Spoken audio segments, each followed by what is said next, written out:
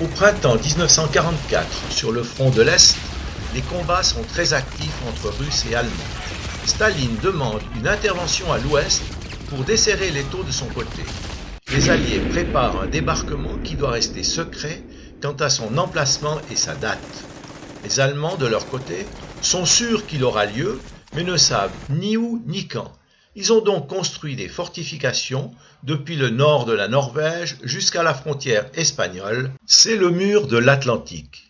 Ils ont également inondé des zones de marais et planté des poteaux anti-débarquement.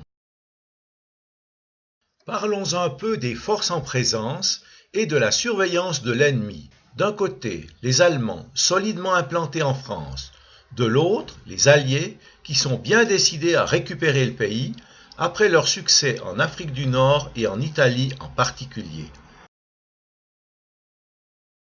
Avec l'opération Fortitude, les Alliés cherchent à tromper l'ennemi avec des leurres, par exemple des tanks gonflables, des avions en bois, de fausses pistes d'atterrissage, des opérations de diversion mimant une invasion en Norvège, en Italie, au Pas-de-Calais, de faux messages radio. Pendant ce temps, les Allemands ont vu leur liaison détruite. Leur service de renseignement est plutôt mal informé. Si les Alliés ont réuni leurs forces sous un commandement unique, soit le général Dwight Eisenhower, qui a toute la confiance des politiques, il n'en est pas de même du côté allemand, où c'est la guerre des chefs entre Adolf Hitler, le maréchal von Rundstedt, responsable, comme le général Rommel, de l'édification du mur de l'Atlantique.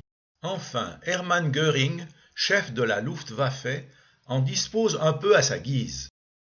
Qu'en est-il de la qualité des forces en présence?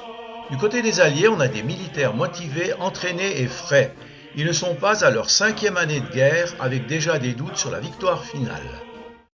Côté allemand, une partie des troupes a été rapatriée du front russe. Ces soldats sont expérimentés. Mais parmi eux, il y a des éléments moins fiables et des éclopés. Beaucoup sont des recrues sans expérience au front. La troupe n'est pas toujours bien entraînée, occupée à construire le mur de l'Atlantique. Si les Allemands ont une nette supériorité sur le terrain avec les chars d'assaut et leur matériel plus performant, malheureusement ici tardivement engagé et de façon inappropriée, la maîtrise des airs appartient incontestablement aux Alliés, de même que celle de la mer.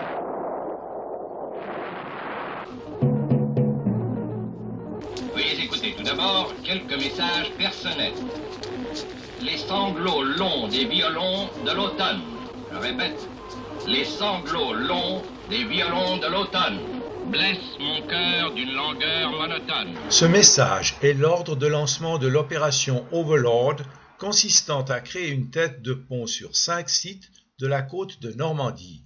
Ce sera une armada de 156 000 hommes, 83 000 Britanniques et Canadiens, 73 000 Américains, 1000 avions et 5 000 navires. Avant de nous rendre sur la plage d'Omaha Beach, voyons un peu les préparatifs de cette opération Overlord. Première question, le lieu. Va-t-on traverser la Manche au niveau du Pas-de-Calais? Avantage d'abord géographique, la distance entre l'Angleterre et la France est relativement brève. Inconvénient majeur, les Allemands persuadés que c'est dans cette région que les Alliés vont débarquer ont énormément fortifié les côtes. Deuxième choix, la Normandie. L'avantage, les côtes sont beaucoup moins bien protégées contre le débarquement allié. L'inconvénient, il n'y a pas de port important, pourtant indispensable si on veut acheminer l'ensemble du matériel nécessaire pour une campagne qui doit nous mener à Paris. C'est pourtant ce deuxième choix qui sera fait. Dans ces conditions, on va engager 50 000 ouvriers pendant 9 mois afin de construire cet immense mécano directement en Angleterre.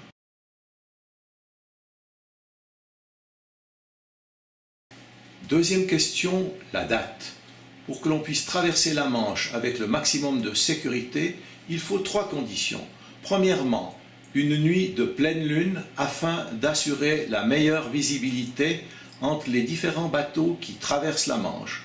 Deuxièmement, un plafond de nuages relativement élevé afin que les avions qui survolent ces bateaux puissent leur apporter l'appui nécessaire. Troisièmement, une situation où la marée se trouve à mi-hauteur au petit matin, moment où les bateaux doivent débarquer. En effet, si la marée est trop basse, les distances sur les plages sont beaucoup trop longues et le risque trop élevé pour les soldats qui vont débarquer. Si la marée est trop haute, le danger est autre, c'est celui de cacher les obstacles qui ont été placés sur la plage, ce qui risque d'éventrer les bateaux qui arrivent. Les conditions idéales sont celles des 5 et 6 juin. Plus tard, si on veut renvoyer pour des raisons X ou Y, on va se retrouver en septembre et pourtant la situation presse. Le 5 juin, les conditions météo trop défavorables font renvoyer l'opération au 6. À Omaha, ce sera une journée en enfer.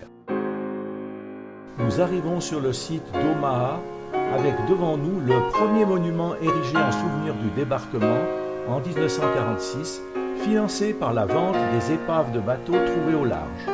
Derrière un autre érigé en 2004 pour le 60e anniversaire.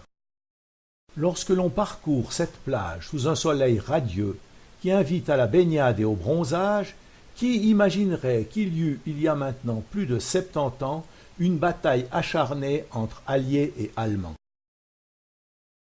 À l'époque, la plage était couverte de mines, de pieux qu'on appelait les asperges à Rommel, de barbelés, de murs et de fossés anti-chars. Sur les collines de 30 mètres de hauteur à gauche, sur les 7 à 8 kilomètres de côte, les Allemands avaient édifié une série de fortifications avec nids de mitrailleuses. C'étaient des positions idéales pour eux, protégés dans leurs bunkers que les Alliés n'avaient pas su détruire, et en face, des Alliés, à leur merci, sur cette plage sans aucun espace pour se mettre à l'abri.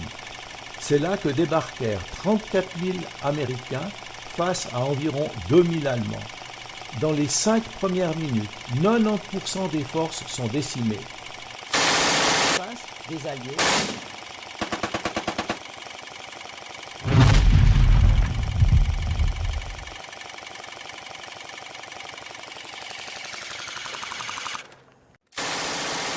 Le premier jour, il y aura 2400 morts côté américain. Les Américains avaient environ 500 mètres à découvert avant de pouvoir gravir la colline. Les quelques survivants de la première vague ainsi que la suivante se sont rassemblés au pied de la colline avant de monter à l'assaut. À 8h15, la première percée a réussi. À 10h, malgré 3 percées, la situation est désespérée alors que 2 destroyers s'approchent à 1 km de la côte et bombardent les défenses allemandes. À 10h30, la marée est haute, permettant aux troupes du génie et leur matériel de poser pied sur la plage. Les objectifs du premier jour ne sont pas atteints, ni en largeur, sur la côte, pas de jonction avec les Anglo-Canadiens de l'Est, ni du côté de la pointe du Hoc, ni en profondeur, on prévoyait une percée sur 8 km jusqu'à Bayeux. Seuls 2 km de côte sont sécurisés. À part les très importantes pertes humaines, essentiellement par noyade, 15 fois plus qu'à Utah Beach, on a débarqué seulement 100 tonnes de matériel au lieu de 2400 prévus. Les jours suivants, la situation s'améliore. La jonction se fait avec les autres sites de débarquement. La résistance allemande est matée. Un port flottant est construit pour amener le matériel. Il sera malheureusement détruit par une tempête le 19 juin déjà. Nous sommes au bout de la plage côté Virville. On y trouve, avec le drapeau américain, un ancien bunker transformé en monument pour la garde nationale. Derrière ce bunker, une nouvelle statue, un mémorial placé ici en 2015. Sur votre droite, des pièces originales de ponts flottants, telles qu'arrivées directement d'Angleterre, donc en taille réelle.